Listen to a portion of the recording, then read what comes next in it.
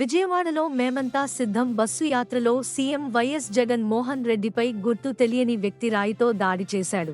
ప్రజలకు అభివాదం చేస్తున్నప్పుడు దాడి జరిగింది. అత్యంత వేగంగా వచ్చి జగన్ కనుబొమ్మకు తాకిన రాయి జగన్ పై క్యాట్ బాల్తో దాడి చేసినట్లు అనుమానం వ్యక్తమవుతుంది. రాయి తగలడంతో జగన్ ఎడమకంటి కనుబొమ్మపై తీవ్ర గాయమైంది. జగన్ పక్కనే ఉన్న ఎమ్మెల్యే వెల్లంపల్లి శ్రీనివాస్ ఎడమ కంటికి సైతం గాయమైంది. వెంటనే జగన్ కు బస్సులో డాక్టర్లు ప్రథమ చికిత్స అందించారు.